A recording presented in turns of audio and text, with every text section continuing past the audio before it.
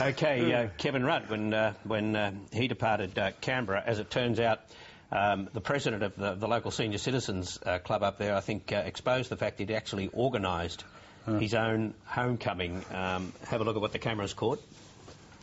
We've got people in there, but I just said before, when I get you, I'm going to kill you.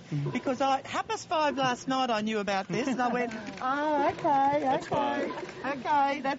But I'm just going to drop by. Let's go and see everyone who's here. Hi, guys. How's everybody? How are you guys? Thank you for being so nice.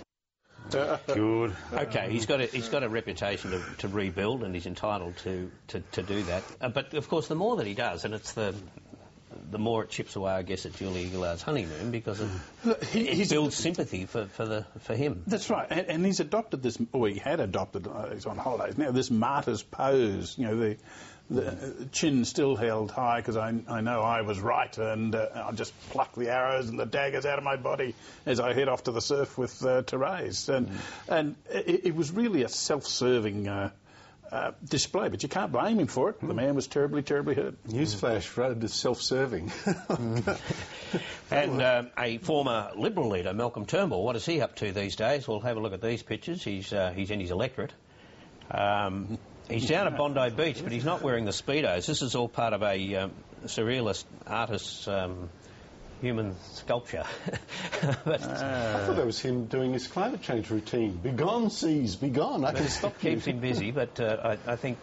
He's a surreal bloke in himself. A surreal bloke, and I think he's OK in his seat now too, given given events of the last month or two.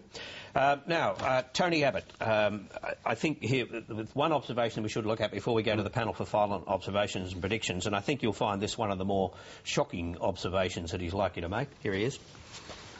I think it is great that we now know that there is no job in the country that is barred to a woman. That's fantastic. Right, except for Richie Benos. That's never going to be given to a woman. Fair enough. I mean, full forward in the AFL probably still is going to have to be a bloke. But the thing is that in the end, though, as a woman, I want to be judged on my competence. Is that a big exclusive for us? You've just announced.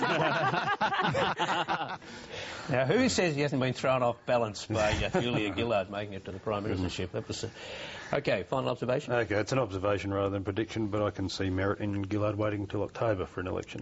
You can? Give me the strong points behind that. Oh, just because it looks a little bit cynical to go in the next couple of weeks and maybe just run around the block for about a month and then show her bona fides and then go.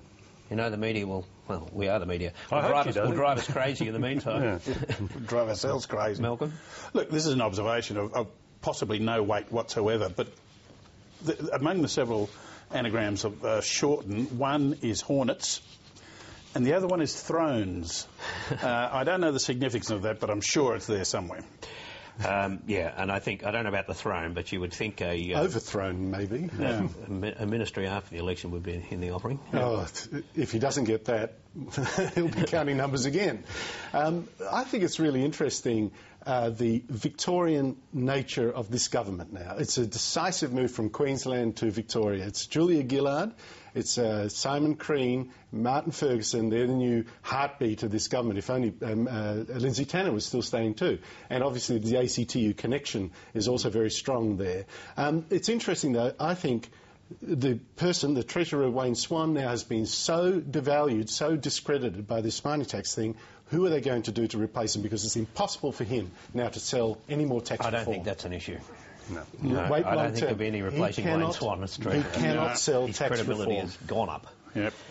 That's the program for the week. I'll be back with Offsiders at 10:30. In the meantime, here's Alan Kohler and Inside Business.